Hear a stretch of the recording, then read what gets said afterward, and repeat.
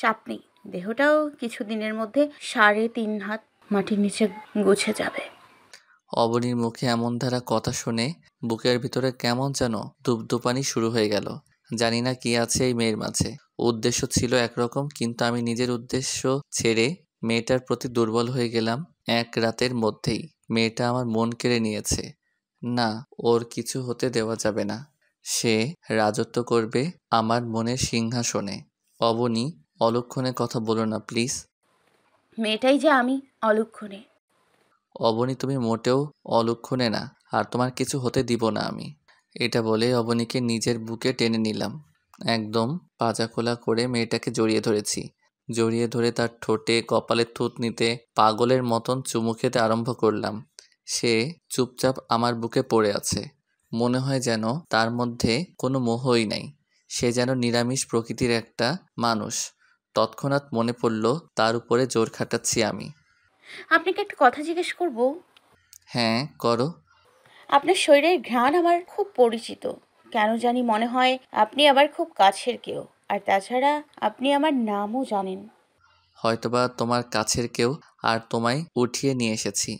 তোমার নামটা আমি জানবো না, এমনটা কি করে হয়? লোকটার কথা শুনে নিজের উপরে ঘৃণা হচ্ছে। লোকটা আমার শরীরে জোর খাটিয়েছে। সেই শরীরটাই যেন অপবিত্র মনে হচ্ছে এখন নিজের কাছে। কি হলো, কথা বলছো না যে? আপনার মতন নরপশুর সাথে কি কথা বলবো?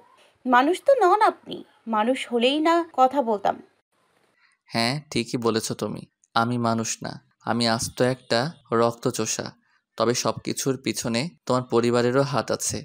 তোমার বাবা আমায় মানুষ থেকে ভয়ঙ্কর হায়েনা বানিয়ে দিয়েছে। ফালতু কথা একদমই বলবেন না।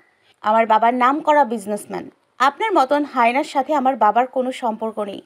তিনি সৎ একজন ব্যবসায়ী। সৎ কি অসৎ তা সময় হলেই জানতে পারবে। আর এখন এসব কথা ছাড়ো। চুপ করে রইলাম। এমন বাজে মানুষের সাথে মুখ লাগার ইচ্ছে আমারও নেই। হয়েছে, এবার ঘুমিয়ে পড়ো।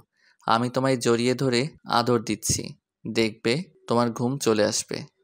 কিছুই বললাম না আর, কারণ লোকটার জঘন্য আচরণকে তিনি আদর মনে করেন। এমন বিশ্রী চিন্তা ভাবনার মানুষের সাথে কি কথা বলার থাকে আর। চুপচাপ ঘুমিয়ে পড়লাম। সকালবেলা ঘুম থেকে উঠে দেখি অবনী বাচ্চাদের মতন করে ঘুমিয়ে আছে।